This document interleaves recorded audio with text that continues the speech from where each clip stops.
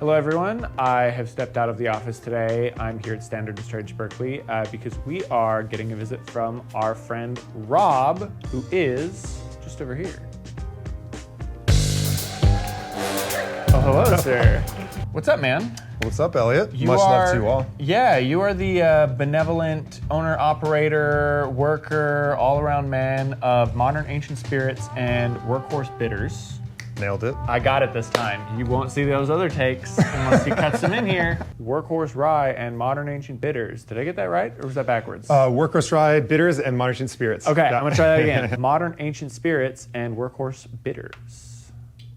Did I do it backwards again? You're in town, you're visiting. Yeah, you guys know I love this spot. You know I love you all. So I don't live in the Bay anymore, but I started these heirloom grain, very quality focused spirit brands out in the Bay, and I still work with a lot of farmers out here, and so I like to roll through, kind of like a little punk band coming to play shows, like check in with people, sell some bottles, make some new relationships, meet some new farmers.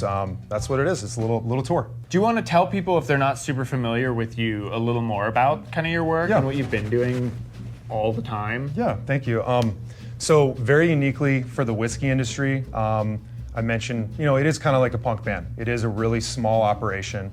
It's focused on not monoculture grains, which is really rare for the whiskey, and spirits world. I come from bartending and restaurant work and coffee shop work. Very inspired by cafes that source directly and roast lightly to make sure the coffee really tastes like coffee, right? Because coffee tastes like fruit, right? It doesn't just taste like this burnt, leathery thing, and that's fine that if you like that, but we need more variety. We need to show off the plant for what it is. It's really simply that. It's, can I make spirits with all these different unheard of grains for our current world unheard of? Can we show off those grains, use used oak instead of new oak like bourbon? So it's not an oak bomb, it's not an oaky whiskey, it's a grain focused whiskey. Everything is about showing off, just like California cuisine. I mean, really, it's like the coffee shop, the direct trade coffee shop model seen through the lens of like kind of groovy, freaky California ideas and cuisine, so that's what it is. I mean, I'll even say I'm not a big spirits guy, but I love your stuff. Thank you. And over the years, you have been so kind as to give me a bunch of different drinks and beverages from you, and they've always been like my top shelf favorite stuff. So right on. I will say, if you are curious and want to splurge, get yourself something really nice, do look at Rob's stuff, because it really is like, I was Vanna Whiting a little bit in the back. Yes. You will not regret. And if I'm being honest, if you pop by almost any S&S store on the right day,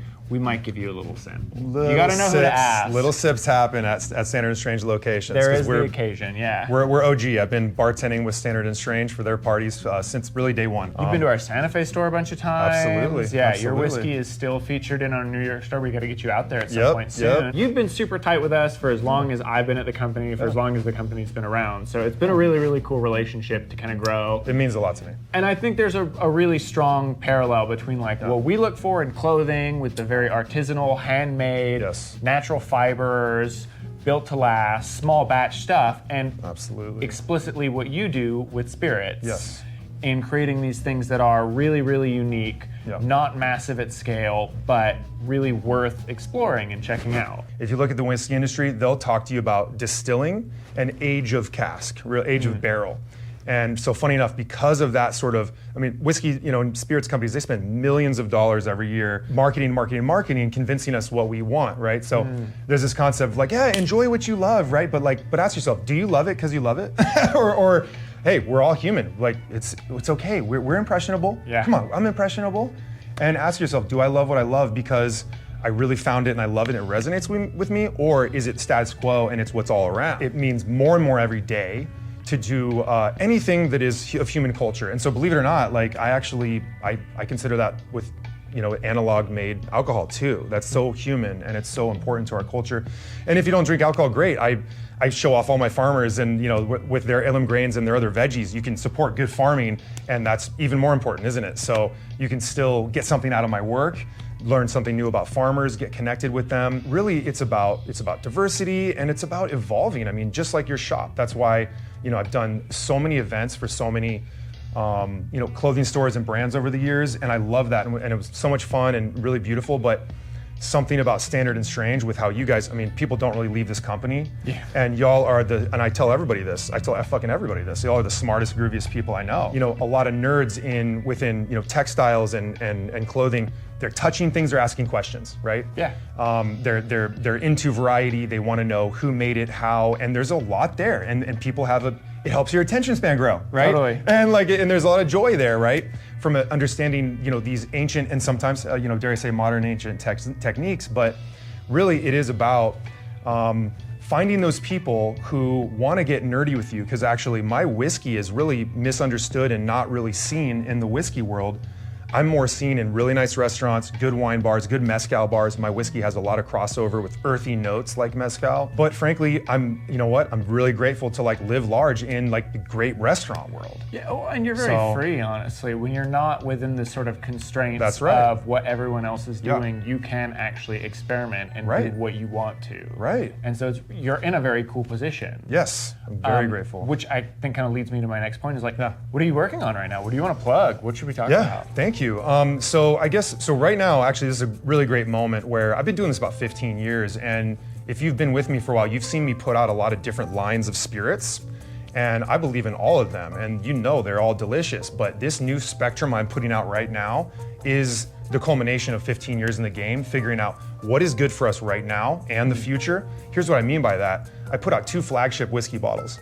One is called Blue Blend. It's got a couple different heirloom blue corns, a Mexican June white corn grown right on the border of Arizona and Mexico, and then local Admiral Maltines floor malted barley, like OG. This is old school style malt that's kind of unheard of, and it's all it's regeneratively grown. This barley is amazing. So that Blue Blend has no rye. It's just like the price point's chill.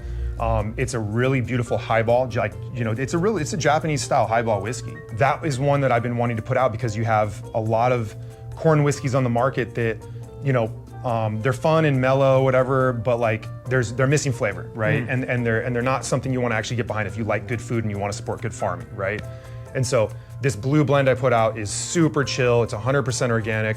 And then I put out what I'm calling High Rye, and it's a bourbon mash, not a proper bourbon, on purpose. So a bourbon is a collusion between the timber industry and the U.S. government from 100 years ago to promote the use of more wood, the more cutting down of trees. Well, we cut down enough trees. Yeah. We did a lot of that. And so, no offense, like, you know, I buy some new barrels every once in a while, but like, it shouldn't be the norm. I just really believe that. I'm like, there needs to be more diversity in the U.S. with how we age. Everybody uses new oak every time, and then they sell their barrels. I think there's like a little bit of a cultural metaphor of like disposability. Yeah. And I don't like that. And also I think the flavor is so much richer. You can get the grain hits. And I'm using really high-end grain. I'm using James Beard Award winner Farmer Mai, amazing rye grown in Sonoma, regeneratively, amazing person, farmermai.com, amazing education on that website. And then Fritz Durst and team, they've been growing this amazing red corn called Floriani for a few decades now, up in Yolo County, also regeneratively. We've done some stuff. Yes. Yeah. Oh, absolutely, because I've been distilling this for a long time. And I found out this is olive oily, this is savory, it's not a sweet corn, it's an earthy, fatty corn, very oily. And so I paired it with some rye, kind of like, you know, mindset of like cooking, I'm cutting the fat, so to speak, instead of with acid, but with spice in the rye. And you get texture and weight out of this that is not from oak. So like often with bourbon, it's like heavy and kind of like taxing and tannic. This has weight because the corn has weight. So that's really fun. Like Umami, baby. I'll have one. Which one do you want me to try? Because you have 3 here. I think you should try the Amaro. But well, you know what? I'm selling this one on the market, so why don't we do this? Let's you do can try this. that another day. Yeah. All right, who wants to drink? I'm not. But Jake and I will. Yeah. Jake, hey, say hi, Jake. Jake's been hanging out. Yeah. Jake's like, you know what? I'm gonna stay near. Maybe something will happen. Who knows? There's 3 cups there. Who can say? This is available in California now, as of like this week. So if you have a good bar or retail spot that you love, tell them there's this dude who's working with amazing farmers, and I'm putting the names of the farmers on the bottle, and you can buy this through a company called Skurnik. So you can just tell your local bar, hey, Modern Ancient Spirits on Instagram or modernancientspirits.com. Check this stuff out. So this supports amazing farmers and me. So cheers. Beautiful, guys. You get how it has, there's a lot of weight to it, right? It's pretty fatty, pretty olive oily. It definitely coats your mouth in that olive oil. Yeah. Right? Yeah. There's It's like got a nice pepperiness. menthol. There's a little bit of a clean mushroom vibe from the rye. Yeah. Tingles on your tongue a little bit like a Szechuan pepper. Yeah. Yeah. There you go. That's a good numbing note. Okay, pepper, I haven't got that yet. That's really cool. Yeah. What's cool about heirloom grains, and it's the same thing as like good fabric, right? And that's why a lot of clothing people really love my stuff because you can get really deep in it. A grain, is a plant, right? And industrialism has whittled away all the identity of those grains, right? So we took away all the things in the grain except the money, and by that I mean the starch, right? To Wall Street or whatever, right? Yeah. Starch is money, right? Well, and I'll just cut in really quickly is because I got my degree in sustainable agriculture at UC Davis, but something a lot of people don't think about when we talk about grains is that's a single species of a very, very complex plant that we have effectively bred into the only remaining variety. So when you talk about heirloom corns and these grains, you're talking about single breeds of corn that you can't find anywhere else that are totally different to the other things we call corn. So it's a really unique kind of thing to be doing heirloom grains and breaking out of the monoculture. Because if you're not doing that, we will actually lose these 100%, heirloom varieties. 100%. These are things that will go extinct now without people preserving them. Because we've already lost a lot. Yeah. We have. Yeah. We have. No. We know that. So you know what's really interesting about this? This is really touching. So this one is grown here in California. This is called Floriani. That's an Italian name, right? Of course, this is not an Italian corn, right? Corn comes from these continents, right? Stewarded by amazing people for an unknown tens of thousands of years, right? We don't know really who the peoples were. Yeah. Maybe it was some of the first people decimated around Missouri or East Coast because this is really hardy corn. It can handle some cold. Okay. So you can kind of ascertain that, it probably was grown not necessarily in Mexico. Of course, it came from Mexico. Yeah. But this is a hardy ass corn. And so it's touching because you're like, you know what? Yes, this is alcohol, but it promotes the eating of it too. And it also supports farmers. I get to buy a lot of it and it supports farmers doing it. Yeah. I buy from the Mountain Ute tribe. In the Four Corners, I get their blue corn. I put their name on the bottle. They love that. I like to honor them. Yeah. And I buy Oaxacan corns from families, so it's fun. It's really meaningful to me. Absolutely. I'll make one other point about corn too. Specifically, is that it's a super free pollinator, and it really likes to create hybrids. Right. So if you are growing a field of this next to a field of conventional agricultural sweet corn, your next harvest won't be this anymore. Correct. It will be half this, half sweet corn. Yes. So when you have these heirloom single varieties, you have to fiercely protect them, keep them effectively isolated from monoculture, and make sure that they aren't accidentally getting bred out of existence, which we've seen examples of in other industries with Monsanto Roundup Ready infiltrating farms, then Monsanto suing and winning against those farmers for insane. Gene copyright stealing, etc. We could go on, but one more thing is, I do a lot of custom work, and so if you guys have been, so the Standard and Strange folks, they've drank a lot of this. This is a custom whiskey I did for the shop, letter pressed on recycled cotton paper. Very much extinct whiskey. That's probably one of the last drops in there. Yeah. This is a Tibetan purple barley grown in Arizona, my home state, as well as some amazing barley just from around here in Alameda, grown regeneratively in Yolo County as well. So I love doing custom stuff. I just did a bunch of stuff for the NOMA LA pop-up. Was able to make some really beautiful stuff for them, California Amaro.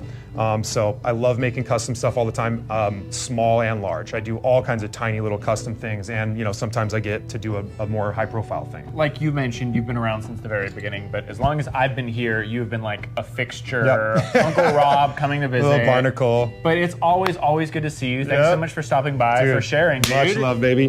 And all of you online, absolutely check out Workhorse Bitters. Workhorse Bitters and Modern Ancient Spirits. Modern Ancient Spirits. I was so close. It was that one sip that got me. You know what? I love you. Thanks again. Hell yeah. Okay, all right, cool. We're good. Did it. I'm just gonna get